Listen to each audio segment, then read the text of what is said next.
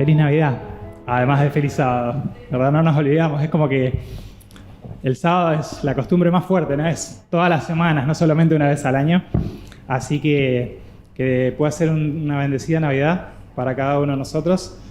Y especialmente en esta conjunción, en esta combinación de la Navidad con el sábado, que sea una Navidad bien espiritual, que podamos enfocarnos mucho en Jesús.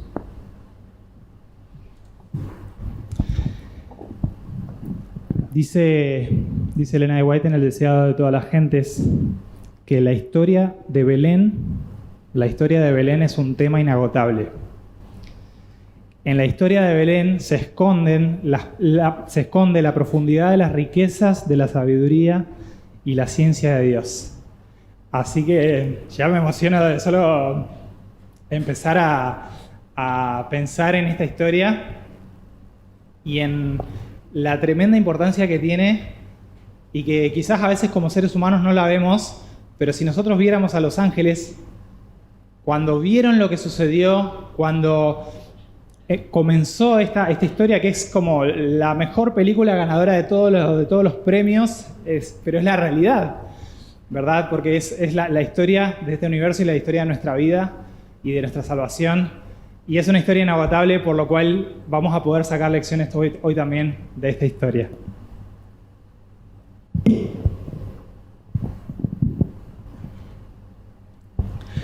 Quiero hacer una pequeña oración, una oración más para comenzar. Señor y Padre, te quiero pedir que unjas mis labios con tu Espíritu para hablar tus palabras.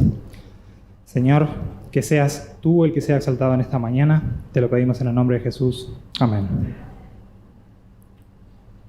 Generalmente cuando repasamos y leemos los evangelios, la historia del nacimiento de Jesús, la historia de la Navidad, siempre es común que vayamos al libro de Mateo y al libro de Lucas, ¿sí? El libro de Mateo, la anunciación de Gabriel a María, a José, ¿verdad? Y también tenemos el libro de Lucas con la historia de los pastores, los ángeles, en Mateo los reyes. Pero en esta mañana no quiero ir ni a Mateo ni a Lucas, sino que quiero hablar de la otra historia de la Navidad en los evangelios, si se puede decir de alguna manera. Y quiero invitarte a buscar el libro de Juan en el capítulo 1. Juan, capítulo 1. A esta la vamos a llamar la otra historia de Navidad. Juan capítulo 1, comenzando el Evangelio, el apóstol dice que en el principio era el Verbo, y el Verbo era con Dios, y el Verbo era Dios. Este era en el principio con Dios. O sea que la historia va al comienzo del comienzo del comienzo. En el principio era el Verbo.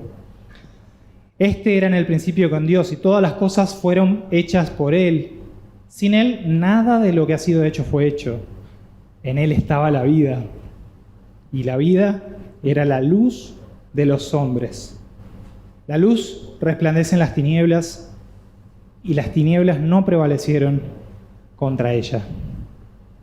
El versículo 9 dice que aquella luz verdadera que alumbra a todo hombre venía a este mundo.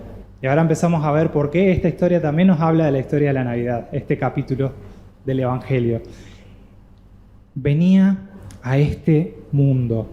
Y el versículo 14 nos dice que aquel Verbo fue hecho carne y habitó entre nosotros.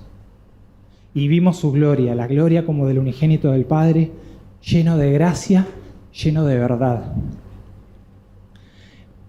El capítulo 1 de Juan, que estamos leyendo, esta otra historia de la Navidad, tiene su foco en la encarnación. El Verbo se hizo carne, se hizo hombre, se hizo humano, se hizo igual que yo, igual que vos. Y dice, como leímos en el versículo 9, que es la verdadera luz, la luz verdadera que alumbra a todo hombre que viene a este mundo. Entonces, en esta mañana El mensaje para hoy lo titulé Luz para los que lo buscan. Luz para los que lo buscan. Quiero hablar de 3 cosas. En primer lugar, vamos a hablar un poquito acerca del cuándo sucedió la historia de la Navidad, un poquito, nada más, algunas cuestiones interesantes que podemos sacar de la Biblia. Vamos a hablar de Jesús en conexión con la luz. Y en tercer lugar, vamos a hablar de los corazones que lo buscan. ¿Sí? Así que, en primer lugar, ustedes saben, creo que es algo de conocimiento público, ¿verdad? Todos sabemos de que no tenemos una fecha para el nacimiento de Cristo, ¿verdad? No tenemos una fecha en la Biblia, tampoco tenemos algún testimonio temprano de la iglesia primitiva que dijera, bueno, tal fecha es el día en que nació Jesús, ¿verdad? Y de hecho, si ustedes leen algunos artículos de investigación muy buenos, podemos ver de que durante los primeros 200 o 300 años de la iglesia, o sea, los primeros 300 años después de Cristo, se propusieron muchas fechas para celebrar el nacimiento de Cristo. Algunos decían que ni siquiera lo celebremos, y otros decían que sí, ¿verdad? Hasta que allá por el siglo III, más o menos, la iglesia comenzó a inclinarse por hacer una celebración del nacimiento de Cristo, una celebración de la encarnación, más o menos aquí en las fechas de diciembre, ¿no? Entonces, bueno, no tenemos fechas. Pero ahora vean ustedes qué cosa interesante podemos sacar leyendo algunos pocos versículos bíblicos que vamos a leer y en combinación también con un registro muy antiguo del Talmud. ¿Sí? El Talmud es una colección de las obras rabínicas judías más importantes, es el libro casi sagrado que se puede decir dentro del judaísmo después de la Biblia. Y tiene escritos muy antiguos que cuentan, nosotros podemos obtener mucha información histórica de la época de Jesús dentro de los escritos del Talmud, los antiguos escritos rabínicos judíos. Entonces, te invito, ahora sí vamos a Lucas. Lucas capítulo 1. Lucas capítulo 1. Antes del nacimiento de Jesús, ¿qué tenemos? El nacimiento de Juan el Bautista. ¿Sí?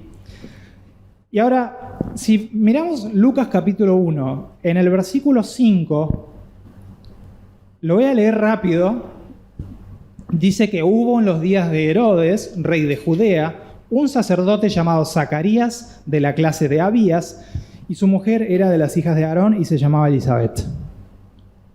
De todo ese versículo que acabamos de leer, la información que a ustedes les parece menos importante es la información clave en la cual vamos a trabajar hoy. Dice que Zacarías era de la clase de Abías. Nosotros leemos eso y seguimos. No sabemos quién es Abías. Decimos, bueno, está diciendo quién es hijo de quién, ¿no? Pero bueno, dice que Zacarías era de la clase de Abías. Pero ahora yo te invito a que vayas al primer libro de Crónicas, el capítulo 24. Primer libro de Crónicas, capítulo 24. En la época de David, primero de Crónicas 24, versículo 3, dice que el rey David, con Sadoc, de los hijos de Eleazar, y Ahimelech, de los hijos de Itamar, o sea, un sacerdote, repartió a los sacerdotes por sus turnos en el ministerio. ¿Sí? O sea, el servicio del templo, había muchos sacerdotes, porque los descendientes de Aarón eran cientos, quizás miles, de sacerdotes, y entonces se turnaban. ¿Sí? No es que todos trabajaban al mismo tiempo, sino que había épocas en las que les tocaba trabajar más intensamente en el templo. Y entonces, si nosotros ahí en el capítulo 24 vemos desde el versículo 7 en adelante, vemos que repartieron por suertes en 24 familias, repartieron todos los sacerdotes en 24 grupos, eran 24 clases. ¿Sí? Entonces el versículo 7 dice, bueno, la primera suerte le tocó, la segunda, la tercera. Y si ustedes ven el versículo 10, dice que la octava suerte de estos 24 grupos, el octavo era Abías. ¿Sí? O sea que el padre de Juan el Bautista, el sacerdote Zacarías, le tocaba el octavo grupo de los 24. ¿Sí? Hasta acá la información bíblica. Ahora, vamos a ir a los escritos del Talmud. ¿Sí? Los escritos que nos cuentan cómo era el servicio del templo en los días de Jesús. ¿Sí? En el siglo I, siglo II. Perdón, siglo II no, porque fue destruido. El siglo I y siglo I a.C. Dice que los turnos, estos 24 turnos, 24 grupos que eran turnos, trabajaban una semana. ¿Sí? O sea que son 24 semanas. ¿Sí? Una semana cada uno, el primero, el segundo, el tercero y así sucesivamente. Comenzaban el sábado al mediodía a su turno y iban hasta el sábado al mediodía de la siguiente semana. De sábado a sábado era el turno de esa clase sacerdotal.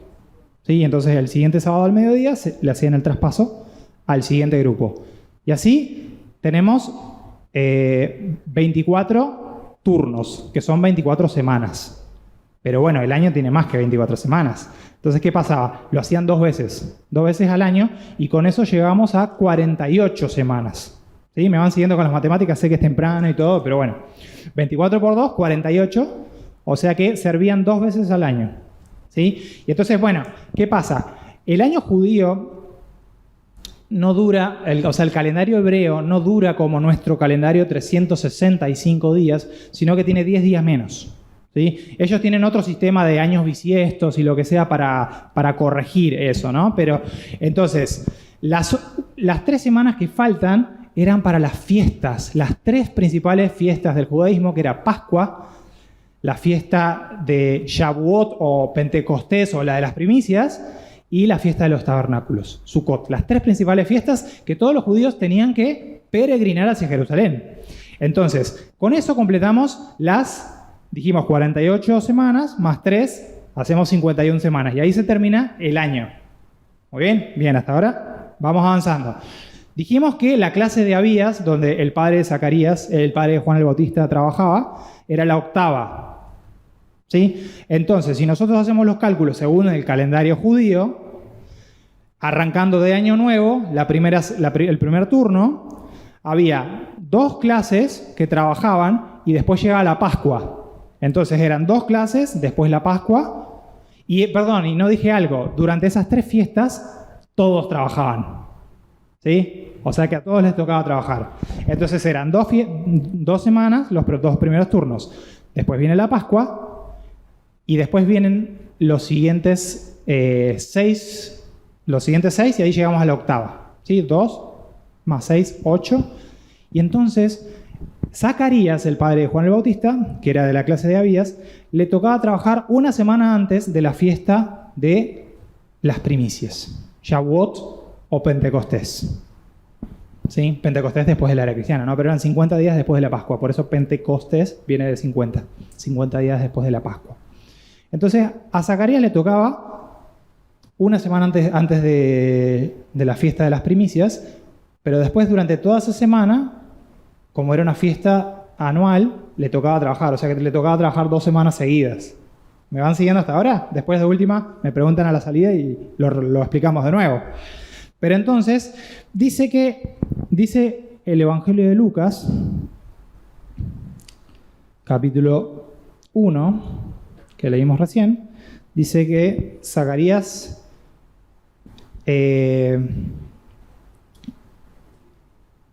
ángel se le aparece allí por el versículo 13, 12, y entonces el ángel Gabriel le dijo que cuando él llegara a su casa, su esposa concebiría y tendría un hijo. ¿Sí? Y si nosotros leemos el versículo 23, dice que cumplidos los días de su ministerio, se fue a su casa. Y entonces el versículo 25, ya así hecho conmigo el Señor.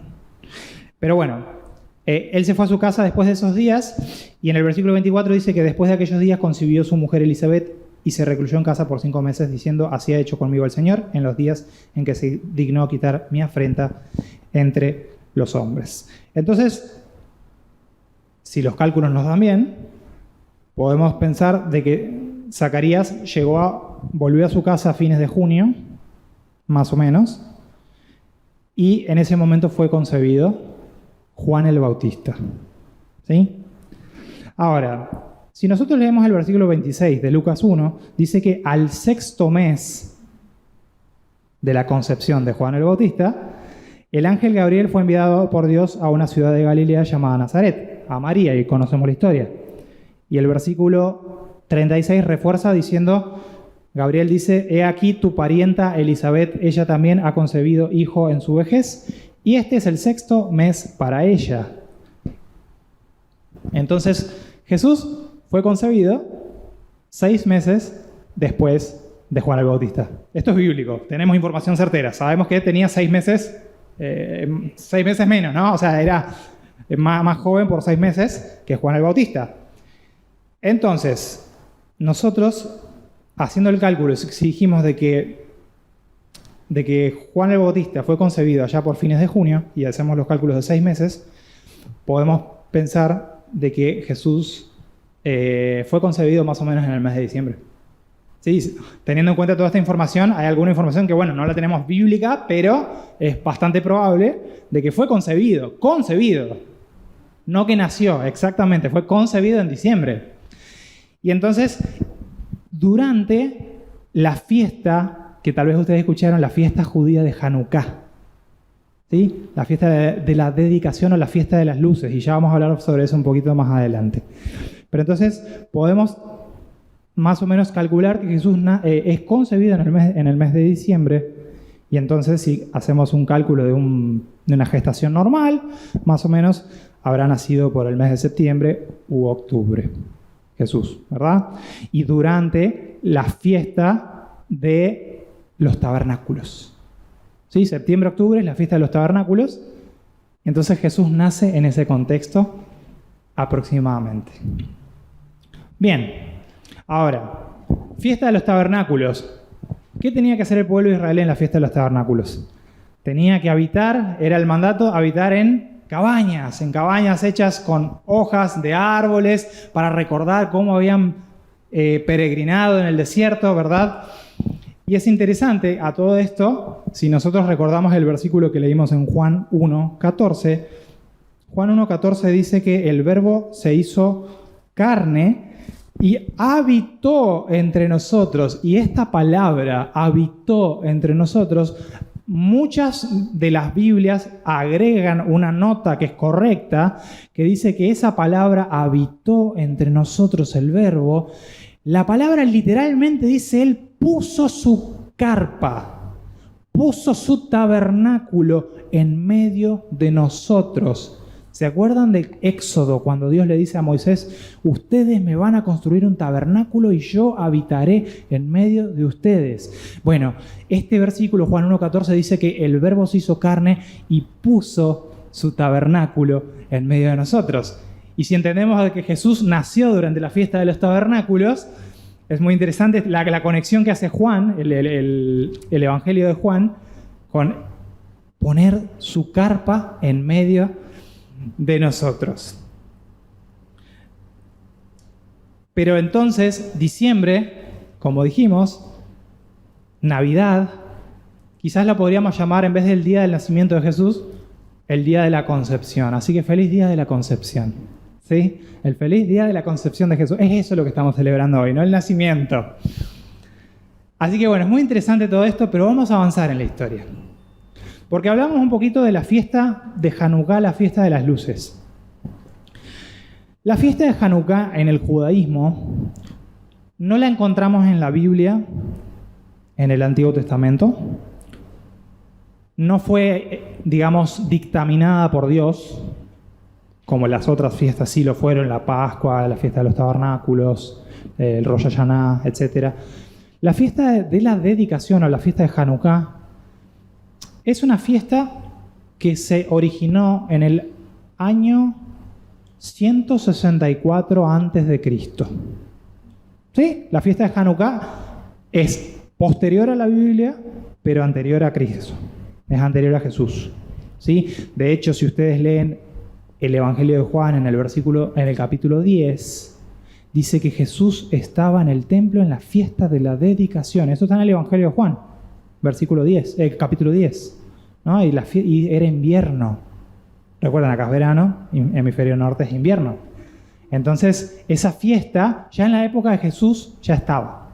¿Sí? Así que era unos 160 años antes de Cristo. Antíoco Epífanes, un rey de los, digamos, los seleucidas, que eran los que dominaban la parte de Siria digamos, y todo lo que incluía Palestina también y todo eso. Antíoco Epífanes en ese momento era rey y él llega y quiere conquistar Jerusalén, toma Jerusalén y no solamente eso, sino que él buscaba aplastar la religión judía y quería imponer las costumbres de los griegos, ¿sí? Entonces dice que entró al templo de Jerusalén, sacrificó cerdos en el santuario, en el altar del templo de Jerusalén. Después del templo quedó cerrado, se cancelaron todos los servicios del templo de Jerusalén. Pero entonces ahí nosotros tenemos la historia de los macabeos, ¿sí? Quizás si alguno de ustedes vio alguna Biblia que tiene los libros llamados apócrifos o deuterocanónicos, ¿sí? Tenemos la historia de los macabeos. Bueno, la historia de los macabeos se da en ese contexto. Los judíos luchaban por su independencia de los griegos, ¿sí? De los seleucidas.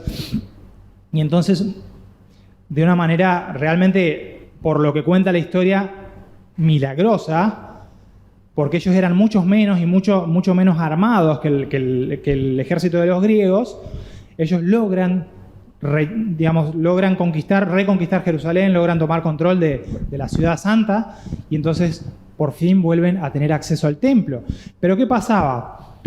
Ellos encontraron, cuando vienen al templo que estaba cerrado, estaba todo abandonado, van al templo, van a los depósitos del templo y solamente encontraron aceite para las lámparas para un día. Era suficiente para un día. Pero fabricar el aceite para las lámparas demoraba una semana. Entonces, ¿qué iban a hacer? ¿Cómo iban a comenzar? Pero entonces dice que encendieron las lámparas con ese aceite que encontraron y a pesar de que demoraron 7 días para fabricar el aceite para las lámparas, la historia dice que milagrosamente las lámparas siguieron ardiendo y de ahí surge la fiesta de Hanukkah. Y si ustedes han visto a veces en las comunidades judías que ellos encienden 8 velas, ¿sí? Una vela cada día. Esas 8 velas son por los 8 días del milagro de las luces. La luz siguió ardiendo en el candelabro. Ahora, ¿qué tiene que ver todo esto? Porque estamos hablando de Navidad. Dijimos de que Jesús probablemente fue concebido en la época de la fiesta de Hanukkah, la fiesta de las luces. Dice Juan, capítulo 1, versículo 9, que Jesús es la luz verdadera. Es la luz verdadera que alumbra a todo hombre. Y quiero invitarte a leer un versículo muy interesante para hacer una conexión con esto en Hebreos. En la epístola a los Hebreos, el capítulo 10.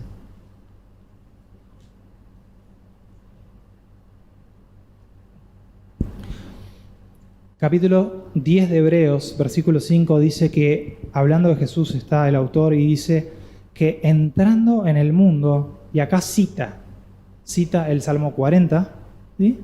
En la versión griega del Salmo 40 dice: sacrificio y ofrenda no quisiste, mas me preparaste un cuerpo. Holocaustos y expiaciones por el pecado no te agradaron, y entonces dije: he aquí que vengo, oh Dios, para hacer tu voluntad. La historia de Belén es una fuente inagotable, ¿sí?, de la sabiduría y del conocimiento de Dios. Y yo cuando imagino esta historia, he aquí vengo, me preparaste un cuerpo.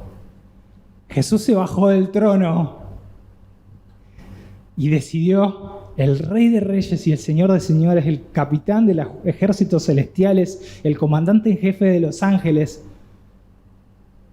decidió bajar. Me preparaste un cuerpo.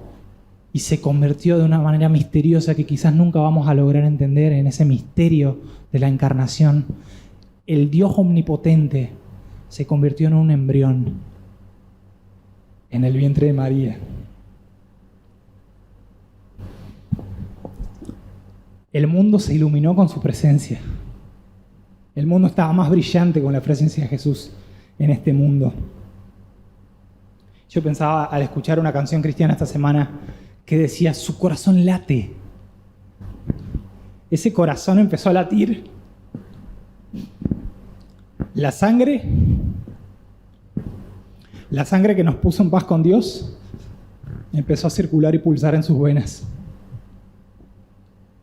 Qué tremenda esta historia, la historia de la encarnación. La luz del mundo, la luz verdadera, venía a este mundo. La sangre que nos puso en paz con Dios comenzó a pulsar en esas venas.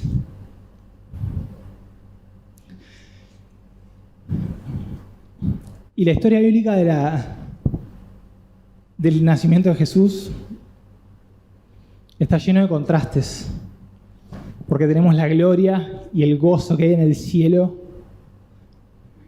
pero nosotros también entendemos que hubo indiferencia. Hubo indiferencia. Los sacerdotes, los líderes religiosos de la nación, los maestros religiosos, los que guiaban el culto, no lo estaban esperando. No estaban listos para recibirlo.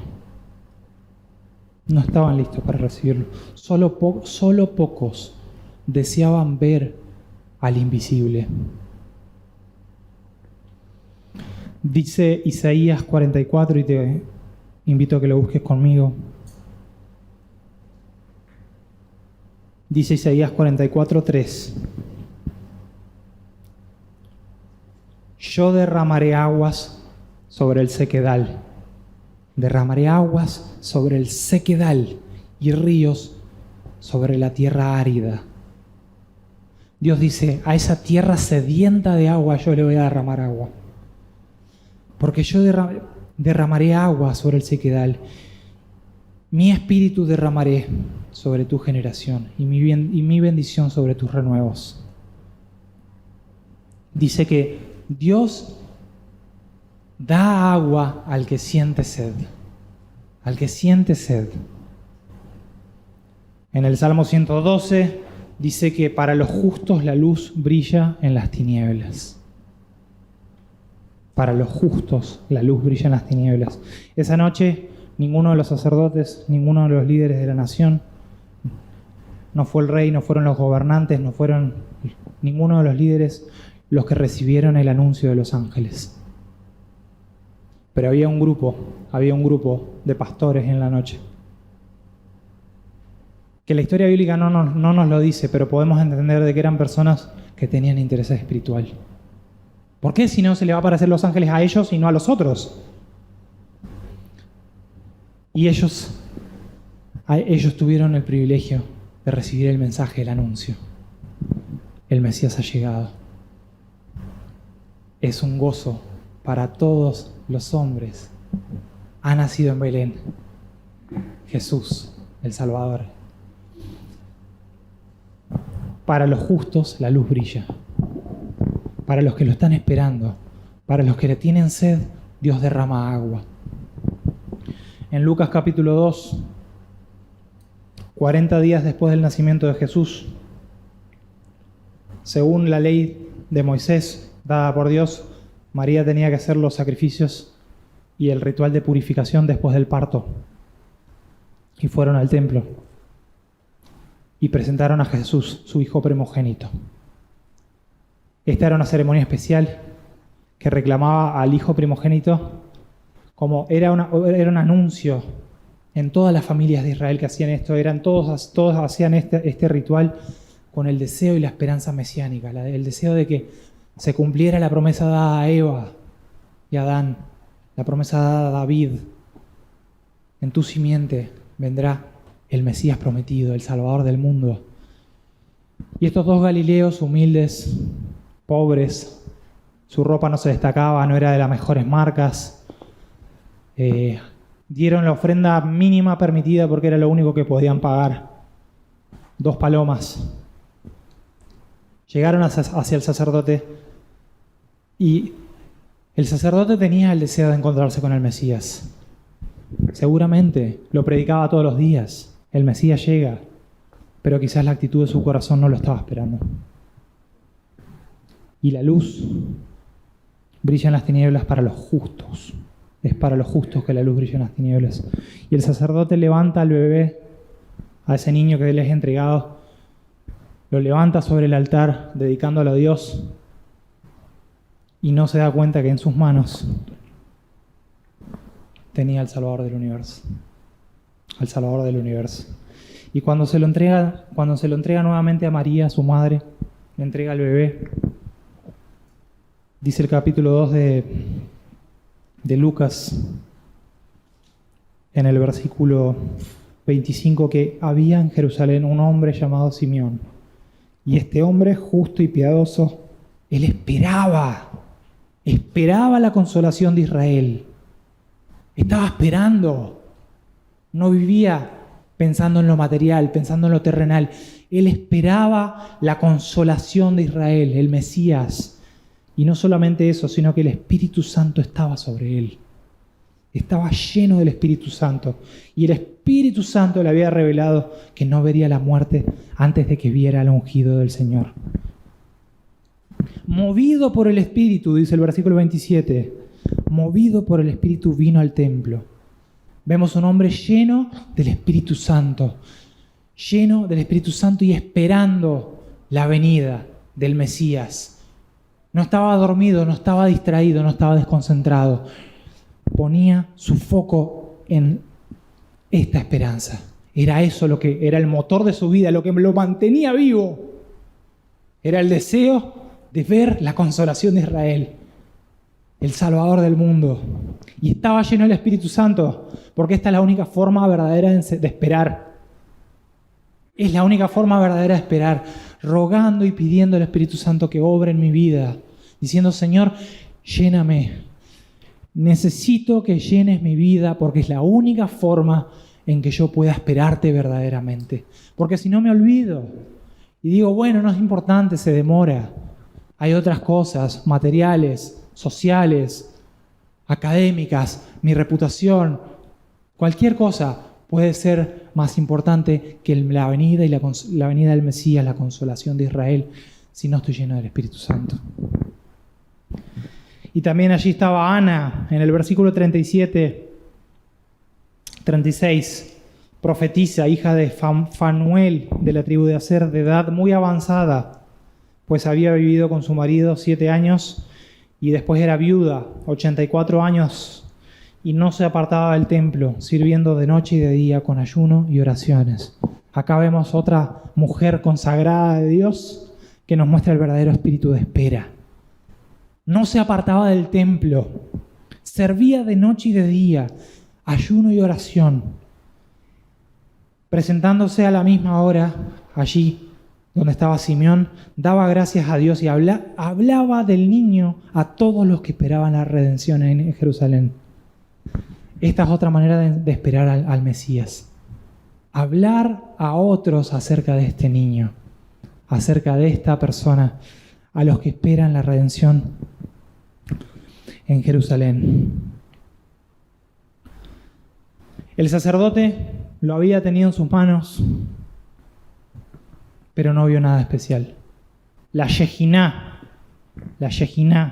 la presencia, la manifestación visible de la presencia de Dios en el templo, que estaba en el lugar santísimo, ya no estaba más. Pero en ese bebé indefenso, inconsciente, en ese bebé estaba velada la gloria ante la cual los ángeles se postran. Era el deseado de todas las gentes, el deseado de todas las naciones, el esperado, la esperanza de todos los pueblos. Pero la luz brilla en tinieblas solamente para los justos. Y Dios derrama su agua y su espíritu para aquellos que tienen sed de Él y lo están esperando. Y finalmente tenemos la historia de los sabios del Oriente. en el libro de Mateo. De todas las historias de las personas que visitaron a Jesús en su nacimiento, los pastores, Simeón, Ana y los sabios de Oriente, la historia de los sabios de Oriente es la que más me pone la piel de gallina. Me emociona imaginar la travesía de fe que hicieron, la aventura de fe que hicieron, que al igual que Abraham, cuando fue llamado por Dios, salieron sin saber a dónde iban. Ellos solo sabían que había una estrella profetizada en las escrituras judías, que una estrella nacería en Israel. Ellos no sabían, dice el deseado de todas las gentes, ellos no lo sabían, pero esa estrella era una compañía de ángeles distante, que estaba allí para guiarlos. También dice el deseado de todas las gentes, agrega un detalle interesante, que fueron instruidos en sueños para ir a buscar al Mesías. Ellos estaban deseosos, ellos estaban esperando. Viajaban de noche para poder ver la estrella y pasaban esas largas horas de silencio, hablándose entre ellos y repitiéndose las profecías. Y cada kilómetro que avanzaban, en ellos iba afianzando la confianza total, la seguridad total de que estaban siendo guiados por Dios, de que Dios los estaba guiando. No estaban locos, no estaban locos. Era Dios el que los había llamado a hacer esa travesía, a hacer ese viaje. Ellos tenían la evidencia externa, la estrella. La estrella era la evidencia externa de que estaban siendo guiados por Dios. Pero no solamente eso, ellos tenían una evidencia interna, el Espíritu Santo. El Espíritu Santo en su corazón internamente les daba la plena convicción de que ellos estaban haciendo lo que Dios quería que hagan. Llegaron a Jerusalén, buscaron al rey que había nacido. Nadie lo estaba esperando. Al contrario, cuando se enteraron de que nació, querían matarlo, porque representaba una amenaza para el reino, una amenaza para el liderazgo religioso. ¿Cómo puede ser que estos paganos vienen a anunciarnos la venida del Mesías? ¿Cómo puede ser que Dios se le apareció a ellos y no a nosotros? Fueron rechazados y salieron con chasco, con desazón. Y esa tarde, cuando salen de Jerusalén, tristes, desconcertados, habían tenido la evidencia de la presencia de Dios hasta ese momento, y Dios los llevó hasta ahí, y ahora nada. ¿Qué había pasado? ¿Era Dios el que los había guiado o no era Dios? Se está poniendo el sol a la salida de Jerusalén. Y ahora sí te quiero invitar a que lo leas, Mateo capítulo 2.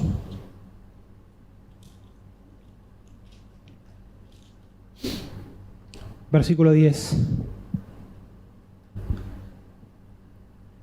Ellos, cuando vieron la estrella, se regocijaron con muy grandes gozos. Se regocijaron, la vieron de nuevo a la estrella. Y la estrella los guió delante de ellos hasta que llegaron y la estrella se detuvo donde estaba el niño. Se regocijaron con muy grande gozo. Y al entrar en la casa, vieron al niño con su madre María y postrándose lo adoraron. Un bebé indefenso en un establo sucio. Un héroe impensado, inesperado. Pero ellos, en la humildad de Jesús, en la humillación de Jesús, reconocieron la divinidad. La divinidad de Cristo que había sido velada estaba ahí y ellos la pudieron reconocer porque tenían visión espiritual que les permitía reconocerlo. Ellos le dieron su corazón como su Salvador. Se postraron, lo adoraron y le dieron lo mejor que tenían: oro, incienso, mirra. 3 elementos costosísimos. El oro sabemos que es costoso, pero el incienso y la mirra eran bienes muy caros, muy costosos y lujosos, ¿sí? Y ellos le trajeron eso y providencialmente Dios los usó a ellos con esos bienes materiales para esta tierra, para que José y María, cuando huyeron a Egipto, pudieran sustentarse con eso. Dios está en los detalles. Dios está en los detalles. Pero qué fe la de los sabios del Oriente. Y esta semana también, escuchando otra canción que hablaba sobre esta historia de los sabios del Oriente, un héroe impensado, envuelto en pañales, mi superhéroe. ¿Cuántos reyes bajaron de su trono? ¿Cuántos señores dejaron su casa, su hogar? ¿Cuántos grandes se hicieron lo más pequeño por mí? ¿Cuántos? ¿Cuántos dioses dieron su corazón para ganar el amor de un mundo hecho pedazos? ¿Cuántos padres entregaron a su hijo por mí? Solo uno lo hizo por mí, por vos. Y es esa historia, es este misterio. Como dijimos al comienzo, en esta historia se esconde la profundidad de las riquezas de la sabiduría y la ciencia de Dios, como dice Pablo en la carta a los Romanos. La historia inagotable del Dios que se vació a sí mismo y se humilló hasta la muerte porque nos ama. ¿Cuánto valemos? ¿Qué nos hace merecedores de ese amor? Ni siquiera nosotros entendemos el valor que tenemos. Nosotros mismos. Pero Dios nos vino a decir, este es tu valor. Y no me importa, a Dios no le importó mandar a su Hijo a un mundo controlado por Satanás. El lugar más peligroso del universo, ahí lo mandó. Porque de tal manera amó Dios al mundo, que Él dio a su Hijo unigénito, para que todo aquel que en Él crea no se pierda, mas tenga vida eterna. El Verbo se hizo carne y habitó entre nosotros. Pero como les dije al comienzo, Dios da su luz a los que lo buscan, a los que lo están buscando ser llenos del Espíritu Santo. Están esperando la consolación de Israel, están esperando la venida del Mesías. Y en este sábado de Navidad, a cada uno de nosotros, a los que están mirando también en internet, Dios nos llama a poner nuestro foco en la esperanza del Mesías. Él murió, pero su corazón volvió a latir y late por la eternidad. Y Él quiere tenerte con Él por la eternidad. Dios derramará agua sobre el sequedal y su espíritu a todos aquellos que lo buscan. Para los justos, la luz brilla en las tinieblas. Que el Señor te bendiga. Quiero hacer una oración para terminar. Señor, nos gozamos en la historia del nacimiento de Jesús, de la encarnación, de la concepción de Cristo. Tomaste forma humana, Señor, te hiciste hombre para mostrarnos cuánto valemos y la importancia que tenemos, y para traernos y rescatarnos de las garras del enemigo, Señor. Y te damos gloria y te damos gracias, Señor, porque tú eres la luz del mundo, Señor. Y queremos ser como los pastores, queremos ser como Simeón, como Ana, como los sabios del Oriente, esperando, llenos del Espíritu Santo, Señor. Necesitamos eso en este día. Te lo pedimos y te lo suplicamos, Señor, alabándote en el nombre de Jesús, Señor. Amén.